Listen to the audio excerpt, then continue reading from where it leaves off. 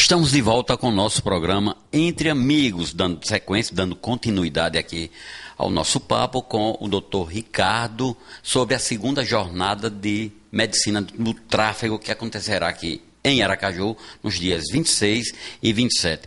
Doutor, qual o tema, dentre os temas que serão abordados, aquele que o senhor gostaria de abordar aqui para o nosso telespectador de suma importância?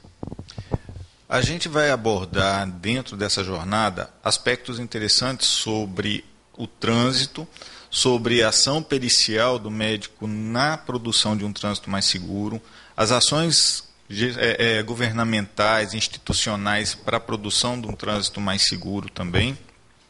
E também nós falaremos sobre algumas doenças, algumas condições que interferem na capacidade de condução. A gente vai dar enfoque principalmente na questão do sono e também nos deficientes físicos, pessoas portadoras de necessidades especiais que precisam de veículos adaptados. A gente vai enfocar esses aspectos importantes. Também vamos discutir aspectos legais sobre as últimas regulamentações que regem a partir do Detran, do Denatran, certo? Com também uma abordagem ambiental do processo trânsito, segurança e direção. A questão do distúrbio do sono e direção veicular, eu acho que é uma das coisas muito preocupantes.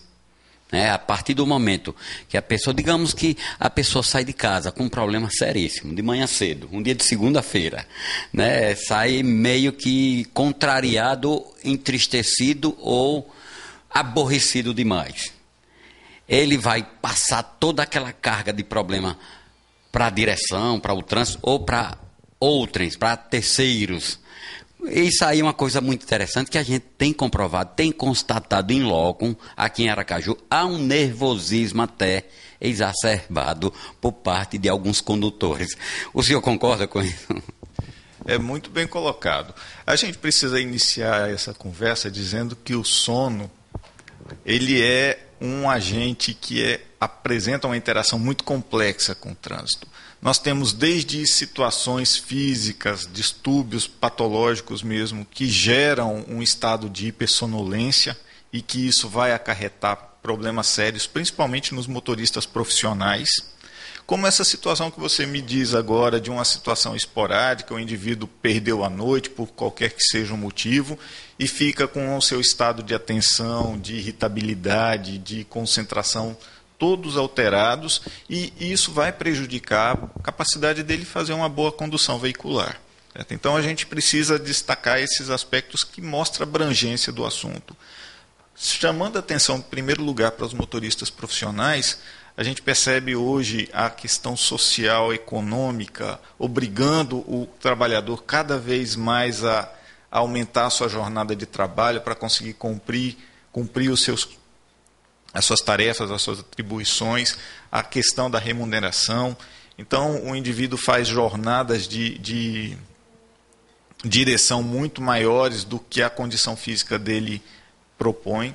A gente teve recentemente uma regulamentação que impõe paradas obrigatórias a cada 3 horas de condução para o motorista profissional, que é uma atitude muito bem-vinda, mas que a gente ainda precisa implementar. Então, precisamos trabalhar enquanto sociedade para que esses profissionais da condução, esses motoristas profissionais, eles possam ter uma condição saudável, ergonômica de trabalho. Certo? Então, a gente pode citar, por exemplo, uma doença que tem uma gravidade grande, que é a apneia do sono. Geralmente, acomete mais as pessoas com sobrepeso.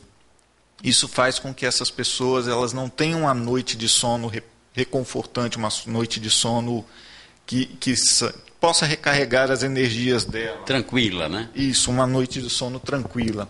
E aí essas pessoas elas passam o dia inteiro sonolentas, com baixa atenção, com baixa condição de reflexos, propiciando a ocorrência de acidentes. Certo?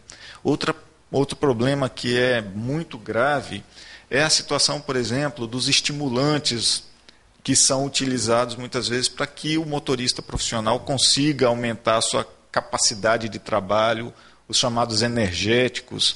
Ou popularmente o arrebite, né? O arrebite, que apesar de ser proibido o seu uso, a gente sabe que é disponível para esses profissionais e que tem um acesso razoavelmente fácil a eles. Certo? É importante a gente conscientizar a população dos riscos que estão relacionados com esses medicamentos e que, quando eles acabam seu efeito, a pessoa ela é tomada por um sono incontrolável e dorme mesmo de olhos abertos durante o trânsito, durante o ato de dirigir. É quando a gente vê esses acidentes graves em estrada, que a pessoa se choca contra objetos fixos, sem sinal de frenagem, sem sinal de tentativa de desvio, sem nenhuma outra ocorrência. Ou seja, o sono causando acidentes importantes. Quem é que deve participar dessa jornada, o Dr. Ricardo?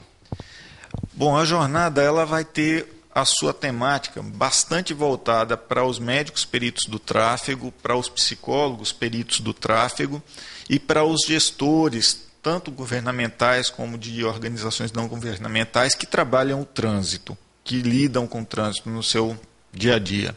Então, nós vamos discutir temas nesses aspectos que são bastante curiosos e a participação de todos esses profissionais ela é muito bem-vinda para enriquecer. Mas é importante lembrar que a jornada também está aberta para profissionais médicos, psicólogos ou de outras áreas da saúde que não estão diretamente ligados, mas que têm interesse e curiosidade no assunto para que possam ampliar um pouco mais os seus horizontes nessa temática. Vamos divulgar aqui o local. Será dia 26 e dia 27.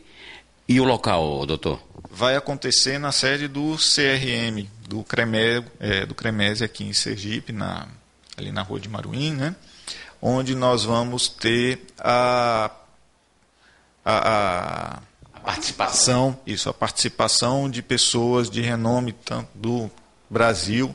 Nós vamos ter palestrantes de São Paulo, o presidente da sociedade vai estar aqui falando para nós, estudiosos da área, certo? E é importante lembrar que para os médicos peritos em trânsito, esse encontro ele vai valer 15 pontos para a renovação do título de especialista, né, para o CNA. Então, além do ganho intelectual de conhecimento, ainda nós podemos acumular pontos para recertificação dos nossos títulos de especialista.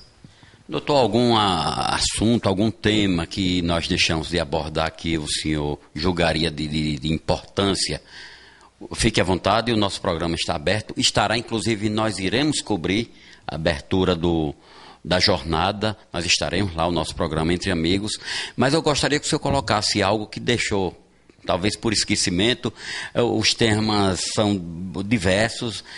Acredito que aquelas pessoas que sempre acompanham o nosso programa na qualidade de telespectador gostaram por demais da entrevista. Uma entrevista, eu diria até que sui generis, né, em nosso programa. Acredito que no jornalismo de Sergipe como um todo, mas gostaria de colocar mais alguma coisa? Sim, apresentando a medicina do tráfego, é uma especialidade relativamente nova que apresenta um potencial de atuação muito grande, certo? E que a gente teria vários temas para discutir que talvez não coubesse nesse momento. Mas até me coloco à disposição outra oportunidade para nós podermos conversar. Mas gostaria de finalizar essa entrevista chamando a sociedade toda para abraçar o compromisso de produzirmos um trânsito mais seguro. Certo? Hoje, a gente sempre delega a responsabilidade do trânsito para o outro. Ou é o gestor público, ou é a via, ou é o veículo. Nunca sou eu. Então, a gente precisa realmente começar a entender que o trânsito começa de nós. Começa a partir de cada um. Certo? E começa com a educação dos nossos filhos em casa para que a gente possa protegê-los contra o trânsito e para que quando eles cresçam, eles também sejam agentes de um trânsito seguro. Certo? Então a mensagem é essa, nós enquanto sociedade abraçarmos a causa do trânsito para termos um trânsito mais seguro e menos violento. Eu agradeço, doutor Ricardo, por essa oportunidade, por essa entrevista e daqui a pouquinho voltamos com mais programa Entre Amigos. Nos aguarde.